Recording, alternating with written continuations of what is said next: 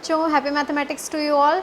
जैसे कि आपको पता है हम चैप्टर कर रहे हैं पॉलिनोमियल और आज से हम शुरू करने जा रहे हैं अपनी लास्ट एक्सरसाइज 2.5। अब इस एक्सरसाइज को हम कुछ पार्ट्स में करेंगे क्योंकि हम कुछ पुरानी आइडेंटिटीज़ रिवाइज करेंगे और कुछ नई आइडेंटिटीज़ सीखेंगे। तो इन आइडेंटिटीज़ की प्रैक्टिस हम स्टेप बाय स्टेप करेंगे। तो आज हम जो क्वेश्चंस करने जा रहे हैं वो उन एल्जेब्रिक आइडेंटिटीज़ पे बेस्ड हैं जो हम लास्ट ईयर भी कर चुके हैं। तो आज मैं आपको पहले एक बार पुरानी सारी आइडेंटिटीज़ बताती हूँ और फिर उससे रिलेटेड इस एक्सरसाइज में जितने भी क्वेश्चन हैं आज हम वो सारे क्वेश्चन सॉल्व करेंगे। तो जो पुरानी आइडेंटिटीज़ अलजेब्रा में आपने पढ़ी हैं वो कौन कौन सी आइडेंटिटीज़ हैं एक बार हम रिकॉल करते हैं। फर्स्ट आइडेंटिटी जो हमारी हुआ करती थी वो होती थी a+b होल स्क्वायर। इसका मतलब होता था कि हमें a+b को, एक ब्रैकेट है a+b, उसको उसी सेम ब्रैकेट से मल्टीप्लाई करना है और इसका सोल्यूशन हमारे पास आया करता था a² यानी फर्स्ट वाली टर्म का स्क्वायर, फिर b² यानी सेकेंड टर्म का स्क्वायर यानी दोनों टर्म का स्क्वायर, और उसके बाद उसमें आता था 2 × a × b। तो कुछ लोग इस आइडेंटिटी को इस तरह याद करते हैं, कुछ लोगों के लिए a² + 2ab + b² ऐसे भी हो सकती है। तो हम दोनों तरह से आइडेंटिटी को कर सकते हैं। इसी में सेकेंड आइडेंटिटी जो हमारी थी, सिर्फ उसमें ये साइन डिफरेंट होता था। b की जगह हम b का जो साइन था वो पहले पॉजिटिव था, अब नेगेटिव होता है। तो अगर मैं ये आइडेंटिटी फॉर्म नहीं भी करती तो भी चलता, मैं फर्स्ट आइडेंटिटी से ही ये क्वेश्चन सॉल्व कर सकती थी। वो कैसे कि जहाँ जहाँ b था वहाँ वहाँ हम नेगेटिव साइन रिप्लेस कर देते और हमें अलग आइडेंटिटी की ज़रूरत नहीं पड़ती। लेकिन कोई बात नहीं, हमारे पास आइडेंटिटी है तो हम सीधे उसको भी अप्लाई कर सकते हैं। a² इसका स्क्वायर, b², अब b नेगेटिव है लेकिन स्क्वायर तो उसका भी पॉजिटिव ही होता है, और यहाँ पे b जो है वो नेगेटिव है इसलिए यहाँ का साइन क्या आ जाता था, माइनस। तो ये होती थी हमारी सेकेंड आइडेंटिटी। और जैसा कि मैंने कहा इन दोनों आइडेंटिटीज़ की क्या खास बात है, इनको ऐसे भी लिख सकते हैं a² + 2ab + b², और इस वाले को हम लिख सकते हैं a² - 2ab + b²। ठीक है, लेकिन इस तरह से सॉल्व करना और याद करना इजी रहता है इसलिए मैंने ये मेथड लिखा है। इसके बाद हमारी थर्ड आइडेंटिटी हुआ करती थी जिसमें हमारे पास एक नहीं दो ब्रैकेट होते थे। एक ब्रैकेट हम ऊपर से लेते हैं a + b, और दूसरा जो ब्रैकेट था उसमें जो b का साइन है वो नेगेटिव हुआ करता था। तो इस तरह ये आइडेंटिटी बनती थी a + b × a - b, और इसका सोल्यूशन होता था सिर्फ a² - b²। इसमें 2ab की टर्म नहीं है। क्यों नहीं है? क्योंकि इसमें एक a और b जो प्रोडक्ट करेंगे वो नेगेटिव होगा, दूसरा a और b जो हम मल्टीप्लाई करेंगे वो पॉजिटिव होगा, और वो दोनों एक दूसरे को कैंसिल कर देंगे, इसलिए यहाँ पे सिर्फ a² - b² बचेगा। तो ये हमारी थर्ड आइडेंटिटी थी। फोर्थ आइडेंटिटी जो थी हमारी, उसमें होता था x + a। एक ब्रैकेट में एक x है और एक दूसरा नंबर है a। दूसरे ब्रैकेट में भी फर्स्ट नंबर सेम है, जो यहाँ है वही यहाँ है, लेकिन ये जो सेकंड वाला नंबर है ये नंबर डिफरेंट हो सकता है, इसका साइन डिफरेंट हो सकता है, किसी भी तरह से ये हो सकता है। तो इस तरह से हमारी थर्ड आइडेंटिटी बनती है। फोर्थ आइडेंटिटी होती है x + a × x + b। अब इसका सोल्यूशन क्या हुआ करता था, x का प्रोडक्ट होता था x² और फिर बीच में जो टर्म आती थी उसमें ये जो दोनों डिफरेंट नंबर हैं इन्हें ऐड किया जाता था, और ये जो नंबर सेम है इससे मल्टीप्लाई करते हैं, और लास्ट स्टेप में ये जो a और b डिफरेंट नंबर्स हैं इनका प्रोडक्ट लिखते हैं यानी a × b।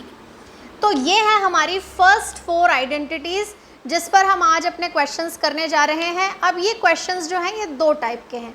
एक है जिसमें हमें प्रोडक्ट कैलकुलेट करना है, जैसा कि हमारा क्वेश्चन नंबर 1 है।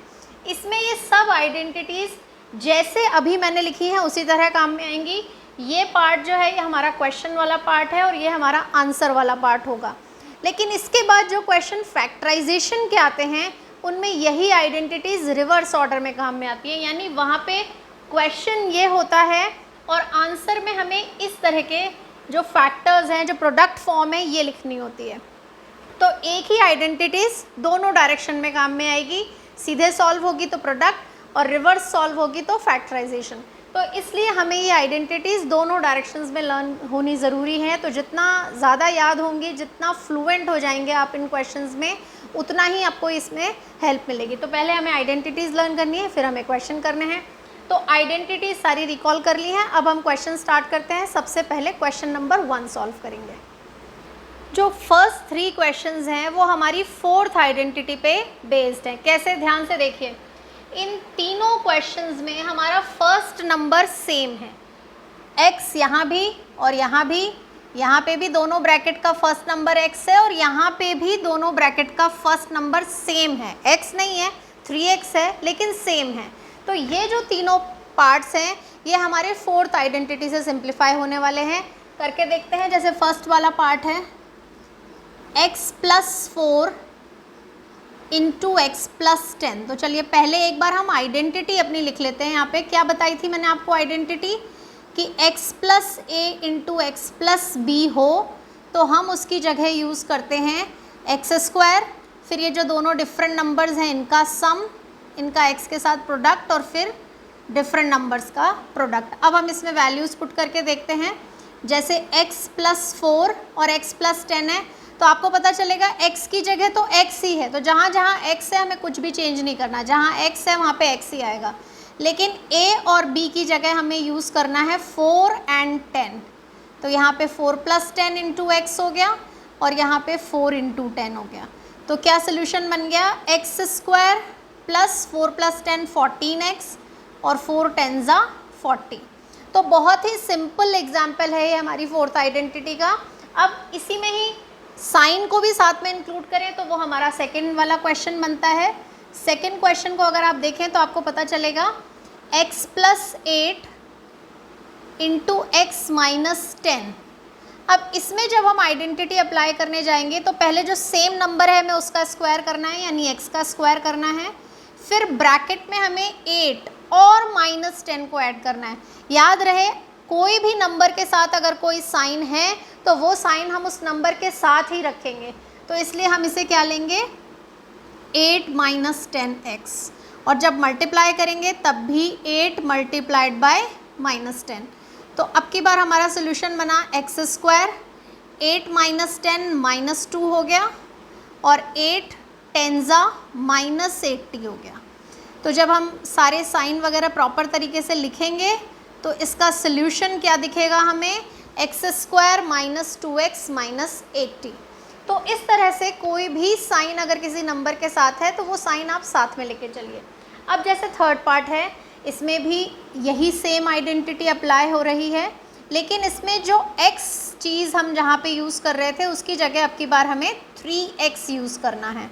और साइन भी 4 का पॉजिटिव और 5 का नेगेटिव है, तो जहाँ जहाँ हम 4 लिखेंगे उसे पॉजिटिव लिखेंगे, जहाँ जहाँ हम 5 लिखेंगे उसे नेगेटिव लिखेंगे। तो सबसे पहले अब की बार x की जगह हमारे पास 3x है और हमें क्योंकि पूरे x का स्क्वायर करना है, इसका मतलब हमें 3x का स्क्वायर करना है। उसके बाद हमारे पास प्लस साइन आएगा 4, और क्योंकि मैंने कहा 5 नेगेटिव है तो उसे नेगेटिव ही यूज़ करना है। और जो सेम नंबर दोनों में है वो 3x है तो यहाँ 3x लिखेंगे और लास्ट स्टेप में हम 4 और -5 का प्रोडक्ट करेंगे। तो 3x का स्क्वायर किया तो ये बन जाएगा 9x²। 4 और -5 का सोल्यूशन होगा -1 × 3x, और यहाँ पे 4 5 20 नेगेटिव साइन है तो नेगेटिव लेंगे। तो ओवरऑल आंसर हमारा हुआ 9x² - 3x - 20। तो इस तरह हमने 4th आइडेंटिटी पे बेस ये सारे क्वेश्चन सॉल्व किए। अब अगर आप नीचे वाले दोनों क्वेश्चंस देखेंगे तो ये 3rd आइडेंटिटी पे बेस्ड है। वो कैसे पहचाना मैंने, दोनों नंबर सेम हैं, y², 3/2, 3/2, लेकिन एक जगह पॉजिटिव और दूसरी जगह नेगेटिव। बिल्कुल ऐसा ही इसमें है, दोनों ब्रैकेट में फर्स्ट टर्म है 3 और सेकंड टर्म है 2x, लेकिन एक में वो पॉजिटिव है और एक में 2x नेगेटिव है। तो इसलिए इसमें 3rd आइडेंटिटी काम में आएगी। तो 3rd आइडेंटिटी हमें किस तरह से अप्लाई करनी है, तो हमारा 4th क्वेश्चन है y² + 3/2 ब्रैकेट y² - 3/2। तो पहले हम 3rd आइडेंटिटी एक बार लिख लेते हैं। हम क्या पढ़ते थे, a + b × a - b अगर कहीं भी लिखा है तो हमें इन दोनों नंबर्स का स्क्वायर करना है और उनके बीच में माइनस का साइन यूज़ करना है, यानी a² - b²।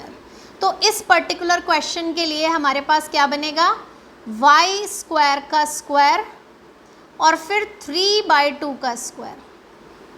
तो y स्क्वायर का स्क्वायर जब हम करेंगे तो वो y⁴ हो गया, और जब हम 3/2 का स्क्वायर करेंगे तो वो बनेगा -9/4। तो इस तरह इसका सोल्यूशन आया y² -9/4।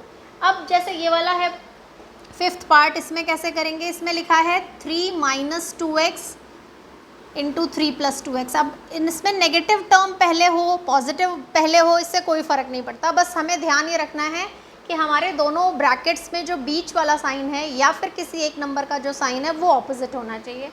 तो अब जब हम इसमें आइडेंटिटी अप्लाई करने जाएंगे तो हम पहले 3 का स्क्वायर करेंगे और उसके बाद दूसरे ब्रैकेट में 2x का स्क्वायर करेंगे और दोनों के बीच का साइन माइनस यूज़ करेंगे। तो 3 का स्क्वायर 9 हो गया और 2x का स्क्वायर हो गया 4x²। तो इस तरह क्वेश्चन नंबर 1 काफ़ी सिंपल क्वेश्चन है। अगर हमें आइडेंटिटीज़ याद हैं तो सीधे आइडेंटिटीज़ में वैल्यू पुट करनी है।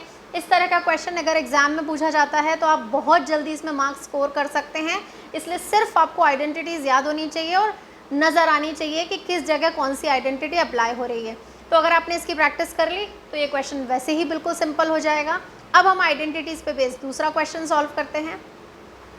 क्वेश्चन नंबर 2 सॉल्व करने जा रहे हैं, जो कि बिल्कुल क्वेश्चन नंबर 1 की ही तरह है। डिफरेंस सिर्फ इतना है कि वहाँ वेरिएबल की फॉर्म में दिया था, यहाँ ये सारे नंबर कांस्टेंट की फॉर्म में ब्रेक होंगे। तो किस तरह से ब्रेक होंगे देखो ध्यान से। जैसे कि पहला पार्ट है, इसमें लिखा गया है 103 × 107। अब क्या बात ध्यान रखनी है कि इनके आसपास का जो ज़ीरोज़ वाला नंबर है हमें उसकी फॉर्म में इनको ब्रेक करना है। जैसे 103 है तो इसके आसपास जो ज़ीरो वाला नंबर है वो है 100, तो हम 103 को लिखेंगे 100 + 3। तो 103 को हमने ब्रेक किया 100 + 3 में, और 107 को इसी तरह हमने ब्रेक किया 100 + 7 में। और जैसे ही हमने ये ब्रेक किया अब ये हमें क्वेश्चन नंबर 1 की तरह दिखने लग गए। फिर वही बात, क्वेश्चन नंबर 1 में वेरिएबल्स थे, यहाँ पे उनकी जगह कांस्टेंट है। कौन सी आइडेंटिटी फॉर्म हो रही है तो आप पहचानेंगे तो आपको पता चलेगा दोनों में पहला नंबर सेम है, दूसरा नंबर डिफरेंट है। ये वाली आइडेंटिटी तो 4th आइडेंटिटी हुआ करती थी, इसका मतलब मुझे ये क्वेश्चन 4th आइडेंटिटी से सॉल्व करना है। तो पहले एक बार 4th आइडेंटिटी लिख लेते हैं। आइडेंटिटी थी x + a × x + b = x²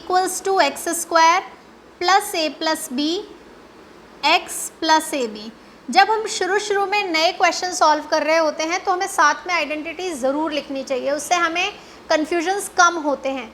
एक बार जब अच्छे से प्रैक्टिस हो जाएगी तब अगर हम आइडेंटिटीज़ नहीं लिखेंगे, सीधे उन्हें अप्लाई कर देंगे तो भी चलेगा, लेकिन अभी आप शुरू में इनको लिखिए। फिर ये आइडेंटिटी लिखने के बाद अब हमें इसमें वैल्यूज़ रिप्लेस करनी है। तो जहाँ x दिख रहा था वहाँ पे हमें 100 लिखना है। a और b का मतलब है +3 और +7, तो यहाँ पे +3 और +7 रखा मैंने। x की जगह फिर से 100 रखा और फिर a और b की जगह 3 और 7। 100 का स्क्वायर हमें करना है तो वो हो जाएगा 10,000। यहाँ पे 3 + 7 10 हुआ और 10 को 100 से मल्टीप्लाई किया तो ये बन गया हमारा 1000, और 3 और 7 का प्रोडक्ट किया 21। अब 10,000 में 1000 ऐड किया तो 11,000, और 11,000 में 21 और ऐड कर दिया तो हमारा नंबर हो गया 11,021। तो कितनी जल्दी हमने ये प्रोडक्ट सॉल्व कर लिया। और जैसा कि उन्होंने कहा था कि विदाउट मल्टीप्लाइंग डायरेक्टली, हमने मल्टीप्लाई भी नहीं किया है और बिना मल्टीप्लाई किए हमने इतनी जल्दी आंसर निकाल लिया। तो आइडेंटिटीज़ की हेल्प से हम अपने क्वेश्चंस जो हैं वो जल्दी सॉल्व कर सकते हैं, हमारी कैलकुलेशन थोड़ा फास्ट हो जाएगी। अब जैसे हम सेकेंड क्वेश्चन में आते हैं। सेकेंड क्वेश्चन में उन्होंने हमें जो दो नंबर दिए हैं वो है 95 और 96। अब 95 और 96 के आसपास जो ज़ीरोज़ वाला नंबर है आप उसे 90 भी मान सकते हैं, ठीक है। 90 भी माने तो कैसे होगा, ये 90 + 5, ये 90 + 6, लेकिन उससे भी बेटर चॉइस है कि इनके पास और भी ज़्यादा जो ज़ीरोज़ वाला नंबर है वो 100 है। ये बात अलग है कि वो थोड़ा आगे है, तो आगे है तो उसे पीछे लाने के लिए उसमें से नंबर सबट्रैक्ट किए जाएंगे। कैसे लिखा जाएगा 95? 100 - 5। और 96 कैसे लिखा जाएगा? 100 - 4। अब हम इसमें फिर से ये आइडेंटिटी अप्लाई करते हैं। तो पहले हम 100 का स्क्वायर करेंगे, फिर प्लस साइन, और फिर मेरे पास ये जो a और b हैं जो कि -4 और -5 हैं, ये अपने नेगेटिव साइंस के साथ आएंगे। फिर इसमें 100 मल्टीप्लाई होगा और लास्ट में -5 और -4 का हमें प्रोडक्ट सॉल्व करना है। तो अब ये बन गया 10,000, -5 और -4 -9 है, और उनका 100 से प्रोडक्ट हो जाएगा -900।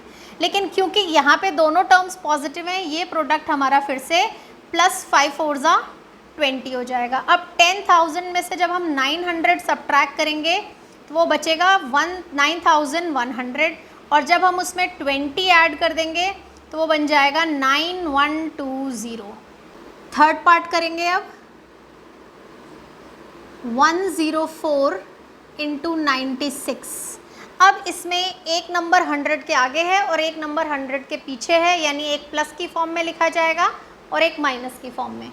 तो 104 को मैं लिखूंगी 100 + 4, और 96 को मैं लिखूंगी 100 - 4। अब ये क्वेश्चन आप चाहें तो थर्ड आइडेंटिटी भी अप्लाई कर सकते हैं। अगर आपको फोर्थ आइडेंटिटी नज़र नहीं आ रही है तो आप थर्ड आइडेंटिटी कर सकते हैं, थर्ड नज़र नहीं आ रही तो फोर्थ कर सकते हैं, लेकिन बेटर चॉइस है कि हम इसे थर्ड आइडेंटिटी से सॉल्व करें। वो कैसे कि थर्ड आइडेंटिटी की पहचान क्या होती है, उसमें फर्स्ट टू नंबर सेम होते हैं और लास्ट 2 भी सेम होते हैं, सिर्फ बीच का साइन डिफरेंट होता है। तो यानी ये क्वेश्चन हम थर्ड आइडेंटिटी से सॉल्व करें तो ज़्यादा बेटर चॉइस है, और हमें वो नज़र आए तो बहुत ही अच्छी बात है। इसका मतलब हमारी प्रैक्टिस बहुत अच्छे से है। तो अब करना कैसे है कि पहले थर्ड आइडेंटिटी कहती है पहले फर्स्ट नंबर का स्क्वायर करो, फिर बीच में माइनस का साइन, और फिर सेकेंड नंबर का स्क्वायर। यानी हमें पहले 100 का स्क्वायर करना है, फिर 4 का। 100 का स्क्वायर हो गया हमारा 10,000 और 4 का स्क्वायर हो गया हमारा 16। यानी हमें 10,000 में से 16 सब्ट्रैक्ट करना है। तो 10,000 में से जब 16 सब्ट्रैक्ट करेंगे तो हमारे पास बचेगा 9,984। तो इस तरह से हमने बहुत ही जल्दी ये प्रोडक्ट सॉल्व कर लिया। थर्ड आइडेंटिटी से तो और भी छोटा हो गया। अगर फोर्थ से करते तो क्या होता, फोर्थ आइडेंटिटी में यहाँ पे +4 और यहाँ -4 आता, वो दोनों टर्म कैंसिल हो जाती, 0 बचता। 0 से जब भी हम किसी नंबर को मल्टीप्लाई करेंगे 0 हो जाएगा, यानी ये मिडिल टर्म 0 हो जाती। तो आंसर उसमें भी सेम ही आता पर स्टेप्स ज़्यादा हो जाते। इसलिए बेटर है कि अगर हमें थर्ड आइडेंटिटी नज़र आ रही है तो हम अपना क्वेश्चन थर्ड आइडेंटिटी से ही सॉल्व करें। तो अब हम सॉल्व करेंगे क्वेश्चन नंबर 3। अब जो क्वेश्चन हम सॉल्व करेंगे क्वेश्चन नंबर 3 और अपनी एक्सरसाइज के लास्ट 2 क्वेश्चन, ये सब क्वेश्चन फैक्टराइजेशन पे बेस्ड है। यानी जैसा कि मैंने आपको बताया था आइडेंटिटीज़ दोनों डायरेक्शन में काम में आती हैं। अभी तक हम उनको एक्सपैंड कर रहे थे, अब वो एक्सपैंडेड फॉर्म में है और हमें उन्हें प्रोडक्ट फॉर्म में लिखना है। तो पहले क्वेश्चन नंबर 3 में पहचानते हैं कि कौन कौन सी आइडेंटिटीज़ अप्लाई हो रही हैं। तो क्वेश्चन नंबर 1 को देखते हैं। इसमें कहा गया है ये 3 टर्म है 9x² + 6xy + y²। यहाँ पे हमें 2 ऐसे नंबर्स मिलेंगे जो होल स्क्वायर की फॉर्म में कन्वर्ट किए जा सकते हैं। जैसे मैं यहाँ पूछूँ किस किस को कर सकते हैं, 9x² एक होल स्क्वायर में कन्वर्ट हो सकता है। किसका स्क्वायर है ये, 3x होल स्क्वायर, ठीक है। और जो दूसरा नंबर होल स्क्वायर में कन्वर्ट हो सकता है वो है y², उसको हम y होल स्क्वायर लिख सकते हैं। अब ये जो 2 नंबर होल स्क्वायर की फॉर्म में हैं, अगर मिडिल टर्म को थोड़ी देर के लिए मैं छोड़ दूँ, 6xy को कंसीडर ही ना करूँ और मैं आइडेंटिटी के अकॉर्डिंग चेक करूँ कि क्या आना चाहिए, तो देखो आइडेंटिटी हमारी ये कहती है फर्स्ट आइडेंटिटी में a² होता है, b² होता है और 2ab होता है। तो ये जो 3x² है ये a² का काम करेगा, ये जो y² है ये b² का काम करेगा। तो फिर 2ab क्या होना चाहिए, एक 2 होना चाहिए। a का मतलब ये वाली टर्म 3x होनी चाहिए और b का मतलब है ये वाली टर्म जो ब्रैकेट के अंदर है y होनी चाहिए। अब चेक हमें ये करना है कि ये प्रोडक्ट कितना हुआ, तो ये प्रोडक्ट 6xy ही है। इसका मतलब जो हमारा फर्स्ट पार्ट दिया गया है वो फर्स्ट आइडेंटिटी में कन्वर्ट हो रहा है। तो फर्स्ट आइडेंटिटी के थ्रू हम इसे फैक्टराइज करेंगे। तो कैसे फैक्टराइजेशन होगा, कहीं पे भी अगर a² + 2ab + b² दिखे तो हम उसे फैक्टराइजेशन फॉर्म में लिख सकते हैं a + b होल स्क्वायर। तो हम भी इस क्वेश्चन को क्या लिख सकते हैं, 3x + y होल स्क्वायर। तो होल स्क्वायर का मतलब ये हुआ कि 3x + y, ये ब्रैकेट 2 बार आ रहा है, तो तो क्या फैक्टर्स बन गए, पहला फैक्टर भी 3x प्लस वाई और दूसरा फैक्टर भी 3x प्लस वाई। तो इस तरह से हमारे पास क्वेश्चन नंबर 1 का फैक्टराइजेशन हुआ। सेकंड में चेक करते हैं उसमें कैसे हो रहा है। तो सेकंड वाले में क्या हो रहा है, फिर वही चीज़ हमें फिर से ढूंढना है कि क्या यहाँ पे 2 होल स्क्वायर टर्म है। तो बिल्कुल है 4y स्क्वायर, 4y स्क्वायर किसका स्क्वायर है, 2y का स्क्वायर है। और दूसरी होल स्क्वायर टर्म कौन सी है, तो कई बच्चे कंफ्यूज होकर कह देते हैं 4y होल स्क्वायर टर्म नहीं है, 4 ज़रूर उस पर स्क्वायर है, लेकिन क्योंकि y पे स्क्वायर नहीं है इसका मतलब वो होल स्क्वायर टर्म नहीं है। तो दूसरी जो होल स्क्वायर टर्म है वो है 1, क्योंकि 1 हर नंबर का 1 जो होता है उसे हम मतलब अपने 1 में ही स्क्वायर, क्यूब, 4 पावर किसी में भी चेंज कर सकते हैं। तो यहाँ मैं उसे किस में चेंज करने जा रही हूँ, 1 स्क्वायर में। अब मिडिल टर्म जैसे हमने यहाँ अपने आप बनाई थी वहाँ भी हम अपने आप बनाएंगे। सबसे पहले हमने लिखा 2, फिर हमने लिखा यहाँ जो ब्रैकेट के अंदर नंबर है 2y और फिर यहाँ जो ब्रैकेट में नंबर है 1, और ये प्रोडक्ट जब मैंने चेक किया तो ये मुझे -4y ही मिल रहा है। इसका मतलब हमारा जो ये एक्सप्रेशन है ये इस फॉर्म में कन्वर्ट हो सकता है। ये कौन सी फॉर्म है, सेकंड आइडेंटिटी की फॉर्म। क्या होती है सेकंड आइडेंटिटी फॉर्म, कहीं पे भी अगर a square -2ab plus b square लिखा हो तो वो कन्वर्ट होता है a minus B whole square में। इसका मतलब मेरा ये जो एक्सप्रेशन है किस में कन्वर्ट हो रहा है, a मतलब ये पहला ब्रैकेट 2y और b मतलब ये वाला ब्रैकेट, तो 2y माइनस 1 होल स्क्वायर, यानी इसके 2 फैक्टर्स हो गए 2y minus 1 and again 2y minus 1। तो इस तरह से हमने फर्स्ट और सेकेंड आइडेंटिटी पे ये क्वेश्चन सॉल्व किया, और इसी तरह से ये जो थर्ड पार्ट है ये हमारा थर्ड आइडेंटिटी से सॉल्व हो रहा है। कैसे, ध्यान से देखिए। थर्ड पार्ट ये कह रहा है कि X square minus Y square upon 100 है। अब देखो, दो टर्म जब भी हो अगर वो दोनों होल स्क्वायर हैं और उनके बीच पे माइनस का साइन है तो वो थर्ड आइडेंटिटी फॉर्म करते हैं। क्या ये दोनों नंबर होल स्क्वायर हैं, बिल्कुल हैं। एक्स के ऊपर स्क्वायर है वो तो एक्स का ही स्क्वायर है, और जो दूसरा नंबर लिखा है वाई स्क्वायर अपॉन 100 ये दोनों ही होल स्क्वायर हैं। एक स्क्वायर है y का और एक स्क्वायर है 100 का, तो दोनों की जगह मैंने लिखा y/10 होल स्क्वायर। तो इस तरह ये जो फॉर्म है ये a square minus B square में कन्वर्ट हो गई, और a square minus B square third identity जो है उसका फैक्टराइजेशन फॉर्म होता है 2 ब्रैकेट्स जिनमें a और b के बीच में एक बार प्लस का साइन होगा और एक बार किसका साइन होगा, माइनस का। तो यानी मेरे लिए a और b हैं x और y/10, तो x और y/10 को एक ब्रैकेट में मैंने ऐड कर लिया और दूसरे ब्रैकेट में इन्हें क्या कर दिया, सब्ट्रैक्ट। तो इस तरह हमारा ये फैक्टराइजेशन हुआ, आइडेंटिटीज़ की हेल्प से फैक्टराइजेशन हुआ। अब आइडेंटिटीज़ में फर्स्ट, सेकेंड और थर्ड आइडेंटिटीज़ का फैक्टराइजेशन तो आपको पता चला कि किस तरह होता है। फोर्थ का कैसे होता है, तो फोर्थ आइडेंटिटी का फैक्टराइजेशन है वो तो हम लास्ट एक्सरसाइज से करते चले आ रहे हैं, उसको कहते हैं स्प्लिटिंग द मिडिल टर्म। जो हमारी फोर्थ आइडेंटिटी होती है उसको जब हम रिवर्स ऑर्डर में काम में लेते हैं तो वो जो फैक्टराइजेशन होता है उसको कहते हैं स्प्लिटिंग द मिडिल टर्म। तो जो हमने पिछली एक्सरसाइज की थी 2.4 उसमें भी हमने लास्ट के कुछ क्वेश्चंस उसी से सॉल्व किए थे, और इस एक्सरसाइज में भी हमारे जो लास्ट के 2 क्वेश्चन हैं उनमें फिर से वही आइडेंटिटी, वही जो मेथड है स्प्लिटिंग द मिडिल टर्म वाला वो हमारे काम में आ रहा है। तो उस आइडेंटिटी का फैक्टराइजेशन भी कैसे होता है वो हम साथ में देखेंगे, इसलिए इस एक्सरसाइज के अब जो लास्ट के 2 क्वेश्चंस हैं वो भी हम यहीं पे सॉल्व करेंगे। अब हम करने जा रहे हैं अपनी एक्सरसाइज के क्वेश्चन नंबर 15 और 16। अब जब आप इन क्वेश्चंस को पढ़ेंगे तो इनमें तो कहीं भी डायरेक्टली ये कहा नहीं गया है कि हमें फैक्टराइज करना है। ध्यान से पढ़िए क्वेश्चन क्या कह रहे हैं। क्वेश्चन, इन दोनों क्वेश्चन में 2 एक्सप्रेशंस दिए, इसमें एक एरिया एक्सप्रेशन दी है और इसमें भी एक एरिया एक्सप्रेशन दी है। इन क्वेश्चंस में 2 वॉल्यूम की एक्सप्रेशन दी है, और ये एरिया और वॉल्यूम की एक्सप्रेशन देके इनके डायमेंशंस पूछे। मतलब ये वाला जो क्वेश्चन है give possible expression for length and breadth, वो उसकी डायमेंशंस हैं कि लेंथ क्या होगी और ब्रेड्थ क्या होगी। इसी तरह यहाँ पे भी यही पूछा है कि what are the possible expression for dimensions. अब क्या है कि एरिया जो है वो बनता है लेंथ इंटू ब्रेड्थ से, और ये जो वॉल्यूम है ये बनता है length into breadth into height से, यानी उस क्वेश्चन में हमें लेंथ और ब्रेड्थ बतानी है, इसमें हमें लेंथ ब्रेड्थ और हाइट 3 डायमेंशंस बतानी है। अब फिर इसका फैक्टराइजेशन से क्या लेना देना है, तो ध्यान से देखिए, याद कीजिए कि एरिया का फॉर्मूला हमने क्या पढ़ा था, हमने पढ़ा था area is equals to length into breadth, यानी कि एरिया वो एक्सप्रेशन है जिसमें लेंथ और ब्रेड्थ दोनों मल्टीप्लाई हो रहे हैं, यानी लेंथ और ब्रेड्थ दोनों एरिया के फैक्टर्स हैं। यानी अगर हम एरिया का की जो टर्म दी है उसे फैक्टराइज कर दें तो उसमें जो 2 एक्सप्रेशंस आएंगी, एक लेंथ को रिप्रेजेंट करेगी, दूसरी ब्रेड्थ को रिप्रेजेंट करेगी। बिल्कुल ऐसे ही वॉल्यूम को जब मैं फैक्टराइज करूँगी तो उसमें मेरे पास 3 एक्सप्रेशंस आएंगी, एक लेंथ को रिप्रेजेंट करेगी, दूसरी ब्रेड्थ को रिप्रेजेंट करेगी और तीसरी हाइट को रिप्रेजेंट करेगी।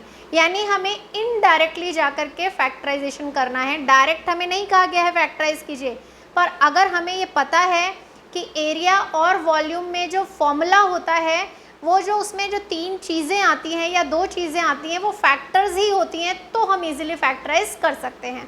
तो अब हम करके देखते हैं कि इनको फैक्टराइज करेंगे कैसे। तो इनका फैक्टराइजेशन जो हमने लास्ट एक्सरसाइज में क्वेश्चन नंबर 4 और 5 में क्वाड्रेटिक इक्वेशन का फैक्टराइजेशन सीखा था स्प्लिटिंग द मिडिल टर्म से, उसकी हेल्प से किया जाएगा। और यहाँ मैं साथ में इसलिए सॉल्व करवा रही हूँ क्योंकि हमने अभी पिछले साल की चारों आइडेंटिटीज़ करी हैं, और ये जो स्प्लिटिंग द मिडिल टर्म वाला तरीका है ये भी हमने लास्ट ईयर सीखा है। और अभी मैंने आपको बताया जैसा कि 4th आइडेंटिटी जो होती है उसका जो फैक्टराइजेशन है, उसकी जो रिवर्स फॉर्म है फैक्टराइजेशन की, वही स्प्लिटिंग द मिडिल टर्म कहलाती है। तो यहाँ पे हम इन क्वेश्चंस को सॉल्व करते हैं फैक्टराइजेशन के थ्रू। तो सबसे पहले बात करते हैं क्वेश्चन नंबर 15 की और उसके फर्स्ट पार्ट की। फर्स्ट पार्ट में हमें जो एक्सप्रेशन दी है वो है 25a² माइनस 35a प्लस 12। अब अगर आप रिकॉल करेंगे मैंने लास्ट एक्सरसाइज में क्या करवाया था, तो मैंने बताया था अगर यहाँ और यहाँ कोई नंबर है, a² का कोफिशिएंट और कांस्टेंट टर्म जो होता है पहले इन्हें मल्टीप्लाई किया जाता है, तो हमें भी यहाँ 25 और 12 को मल्टीप्लाई करना है। तो हम 12 को 25 से करेंगे, 12 5 ज़ा 60 और आगे करा तो हमारे पास ये आ गया 300। तो 25 इंटू 12 जो है ये हमारे पास 300 है। अब मैंने आपको बताया था कि इस नंबर के हमें ऐसे 2 फैक्टर्स चाहिए जिन्हें प्लस करने पे 35 आए। प्लस क्यों? क्योंकि 25 और 12 दोनों पॉजिटिव हैं, तो ये जो प्रोडक्ट आया है 300 ये भी पॉजिटिव है, और उसका पॉजिटिव साइन ये कहता है कि हमें ऐसे 2 नंबर चाहिए जिन्हें मल्टीप्लाई करने पे तो 300 आए, लेकिन प्लस करने पे हमारे पास क्या आना चाहिए, 35। अब लास्ट एक्सरसाइज में तो छोटे छोटे नंबर्स थे तो मैंने उनके सारे फैक्टर्स लिख के आपको बताए थे, पर जब हमारे पास इतने बड़े नंबर होंगे तो हम एक एक फैक्टर्स तो नहीं लिख सकते। तो ऐसी सिचुएशन में हमें जो नंबर हमारे पास आएगा हमें उसका फैक्टराइजेशन करना चाहिए। 300 का फैक्टराइजेशन करके देखते हैं।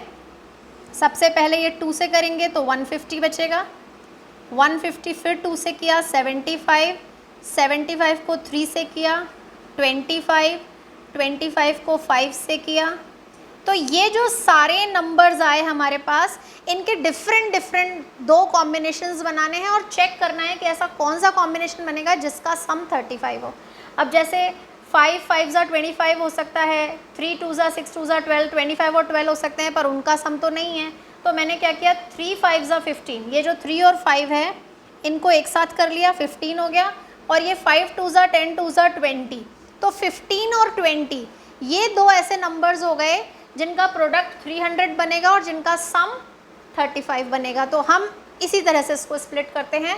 तो कैसे करेंगे, 25a², 2 फैक्टर्स हमारे पास आए 20 और 15, और क्योंकि 35 नेगेटिव है तो हमें दोनों ही नंबर्स नेगेटिव साइन के लेने हैं। और अब हमें इसका 2 का पेयर बना के सॉल्व करना है। इन दोनों में से हम क्या कॉमन ले सकते हैं, 5a, तो अंदर बचेगा 5a और इसको 5a से डिवाइड किया 4, 15a और 12 में से 3 कॉमन निकलेगा, वो भी नेगेटिव साइन के साथ। तो यहाँ पे आ जाएगा 5a माइनस 4, और अब हम इन दोनों में से 5a कॉमन ले लेंगे, 5a माइनस 4 कॉमन लेंगे, तो हमारे पास आया 5a माइनस 3। ये जो 2 एक्सप्रेशंस बन के हमारे सामने आ गई, यही दोनों लेंथ और ब्रेड्थ को रिप्रेजेंट कर रही हैं। तो मैंने कहा कि जो लेंथ है वो है 5a माइनस 4 और जो ब्रेड्थ है वो है 5a माइनस 3। पर ये कोई हार्ड एंड फास्ट रूल नहीं है, दोनों उल्टे भी हो सकते हैं। यानी कोई दूसरा जो आंसर लिखना चाहे वो ऐसे भी लिख सकता है कि length is 5a minus 3 and breadth is 5a minus 4। दोनों ही पॉसिबल आंसर हैं, दोनों ही आंसर्स हमारे करेक्ट हैं। तो इस तरीके से फैक्टराइजेशन के थ्रू हमने ये क्वेश्चन सॉल्व किया, जो कि एक तरह से आप समझ सकते हैं कि हमारे फैक्टराइजेशन की केस स्टडी है। केस स्टडी में इस तरह के क्वेश्चंस आते हैं, तो वहाँ पे आपसे ये क्वेश्चन पूछा जा सकता है।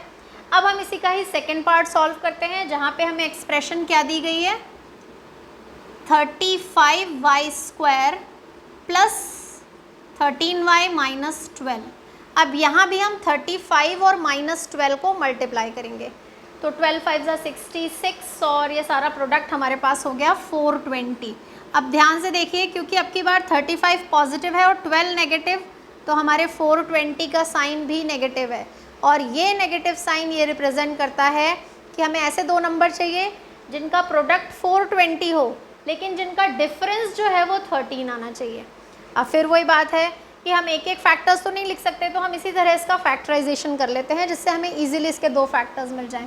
तो 420 का फैक्टराइजेशन करते हैं, 2 से किया, कितना हो जाएगा, 210, फिर 2 से किया 105, फिर 3 से किया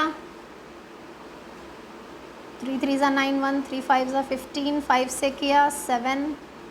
तो इस तरह हमने ये फैक्टराइजेशन किया। अब इसमें डिफरेंट कॉम्बिनेशन सेट करने हैं, जैसे कि 7 5 35 एक बना लिया ऊपर का अलग, पर उसका आंसर नहीं आ सकता, तो हमें डिफरेंट कॉम्बिनेशंस बनाने। तो इसमें मुझे जो कॉम्बिनेशन लग रहा है वो है 5 3 15 एक बन जाएगा, 5 और 3 का प्रोडक्ट 15 एक साथ ले लेंगे, बाकी बच गए 7 2 और 2, उनका प्रोडक्ट मैंने एक साथ लिया 28। ये वो दो नंबर हैं जिनका डिफरेंस हमारे पास 13 आ जाएगा।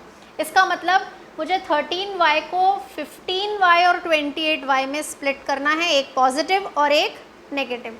पॉजिटिव किसको लेना है, क्योंकि 13y पॉजिटिव है, इसका मतलब बड़े वाले नंबर को मुझे पॉजिटिव यूज़ करना है। तो अब मैं कैसे सॉल्व करूँगी, 35y square plus 28y minus 15y minus 12। Common लेते हैं, 35y स्क्वायर और 28y में से क्या कॉमन आएगा, 7 आ रहा है और y आ रहा है, 7 5 और एक y बचा, इसको डिवाइड किया तो खाली 4 बचेगा। इन दोनों में से कॉमन लेंगे तो -3 कॉमन होगा और हमारे पास बच जाएगा 5y प्लस 4। अब मैंने 5y प्लस 4 कॉमन लिया तो बचा रह गया मेरे पास 7y माइनस 3। फैक्टराइज होते ही ये जो दो चीज़ें आ गई, फिर से ये लेंथ और ब्रेड्थ हो जाएंगी, और जैसा कि मैंने बोला दोनों में से कोई भी लेंथ हो सकती है, कोई भी ब्रेड्थ हो सकती है। तो एक option length is 5y plus 4 and breadth is 7y minus 3, दूसरा option length is 7y minus 3 and breadth is 5y plus 4। तो बिल्कुल जिस तरह से मैंने ये क्वेश्चन नंबर 15 किया है, क्वेश्चन नंबर 16 में भी हमें फैक्टराइजेशन करके 3 फैक्टर्स निकालने हैं। अब अगर कोई मेन क्वेश्चन है तो वो ये है कि जब हम क्वाड्रेटिक पॉलिनोमियल को फैक्टराइज करते हैं तो हमारे पास 2 ही फैक्टर्स आते हैं, फिर हम वॉल्यूम कैसे निकालेंगे, उसमें से तो 3 चीज़ें होती हैं, लेंथ ब्रेड्थ एंड हाइट। तो ठीक है, अगर कन्फ्यूजन है तो हम करके देखते हैं, फिर पता चलेगा कि कैसे सॉल्व होगा। क्वेश्चन नंबर 16 के फर्स्ट पार्ट का फैक्टराइजेशन करते हैं। एक्सप्रेशन है 3x स्क्वायर माइनस 12x। इसमें तो ना कोई आइडेंटिटी अप्लाई हो रही है, ना ही कोई और तरीका है। इसमें फैक्टराइजेशन का सबसे बेसिक रूल अप्लाई हो रहा है, जो हमने 8th क्लास में सीखा, वो है कॉमन लेना। ये क्वेश्चन सिर्फ कॉमन लेने से सॉल्व हो जाएगा। दोनों एक्सप्रेशन में क्या क्या कॉमन है, 3 दोनों में नज़र आ रहा है, x दोनों में नज़र आ रहा है। मैंने 3x कॉमन लिया, 3x स्क्वायर को 3x से डिवाइड किया x, 12x को 3x से डिवाइड किया 4। अब अभी तो हमें ये लग रहा है कि 2 ही एक्सप्रेशन है, 3x और x माइनस 4, बट एक्चुअली ये 3 है। वो कैसे, 3 को अलग काउंट करेंगे, x को अलग काउंट करेंगे और x माइनस 4 को अलग काउंट करेंगे।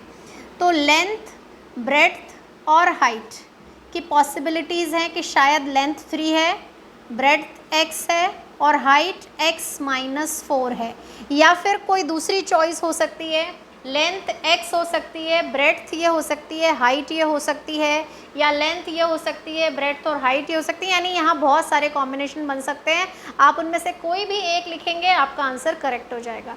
तो यहाँ पे जो मैंने लिखा है हम वो लिख सकते हैं, पहला वाला लेंथ, दूसरा ब्रेड्थ और तीसरा हाइट। तो ये क्वेश्चन तो काफ़ी सिंपल था, सिर्फ कॉमन लेने से सॉल्व हो गया। अगला वाला देखते हैं। इस वाले एक्सप्रेशन में भी सबसे पहला काम यही करना है कि कुछ चीज़ें मुझे तीनों एक्सप्रेशन में दिख रही हैं, वो मुझे कॉमन लेनी है। जैसे 12, 8 और 20 ये तीनों नंबर 4 से डिवाइड हो सकते हैं।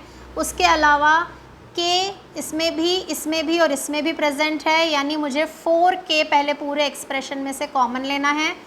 4k कॉमन लेते ही यहाँ बना 3y², यहाँ पे बनेगा 2y और यहाँ बना -5। तो इस तरह से हमारे पास एक एक्सप्रेशन तो 4k हो ही गई, बाकी को स्प्लिट करेंगे, 2 एक्सप्रेशंस वहाँ से आएंगी और एक ये हो गई। तो इसको अब हम फिर स्प्लिटिंग द मिडिल टर्म से सॉल्व करेंगे। 3 5 15, साइन माइनस का है यानी माइनस करके 2 लाना है। तो ऐसे दो नंबर जिन्हें मल्टीप्लाई करके 15 और माइनस करके 2 आए, खुद 5 और 3 ही हैं। तो कैसे सॉल्व करेंगे? 4k 3y², 2y की जगह मैंने लिखा +5y -3y और फिर -5, और अब दो में से कॉमन लेके सॉल्व करना है। 4k, इन दोनों में से मैं सिर्फ y कॉमन ले सकती हूँ, तो अंदर बचेगा 3y + 5, और इनमें सिवाय -1 के और कुछ भी कॉमन नहीं है, तो हम सिर्फ -1 ही कॉमन ले लेंगे। अब 3y + 5 दोनों में दिख रहा है, तो 3y + 5 ले लिया, बाकी बच गया y -1। तो इस तरह हम स्प्लिटिंग द मिडिल टर्म से ये वाले क्वेश्चंस भी सॉल्व कर सकते हैं। अब इसमें लेंथ, ब्रेड्थ और हाइट, जैसा कि मैंने कहा, डिफरेंट कॉम्बिनेशंस पॉसिबल हैं, लेकिन मैं फर्स्ट वाले को लेंथ ले रही हूँ, सेकंड वाले को मैंने ब्रेड्थ लिया और थर्ड वाले एक्सप्रेशन को मैंने हाइट ले लिया। ठीक है, तो इस तरह से हम, ये वो सारा फैक्टराइजेशन था जो हम ऑलरेडी छोटी क्लास में भी थोड़ा बहुत सॉल्व कर चुके हैं, और जो लास्ट ईयर हम कर चुके हैं उसके ये एप्लीकेशंस थे। अब जो हमारा फैक्टराइजेशन और जो आइडेंटिटी स्टार्ट होंगी वो हैं जो हमने इससे पहले नहीं पढ़ी हैं। तो पहले आप लोगों को ये सारी चीज़ें रिवाइज करनी है, क्योंकि अगले क्वेश्चंस को सॉल्व करने में भी इनकी ज़रूरत पड़ती है। तो जब ये अच्छे से तैयार होगा तब हम नेक्स्ट वीडियो में बात करेंगे अपनी अगली आइडेंटिटीज़ की। तो अब आपको बताना है कि आपको वीडियो कैसा लगा, पसंद आया है तो लाइक करना है, ज़्यादा से ज़्यादा शेयर करना है, और जिन लोगों ने अभी तक सब्सक्राइब नहीं किया उन्हें सब्सक्राइब करना है। Happy mathematics to you all.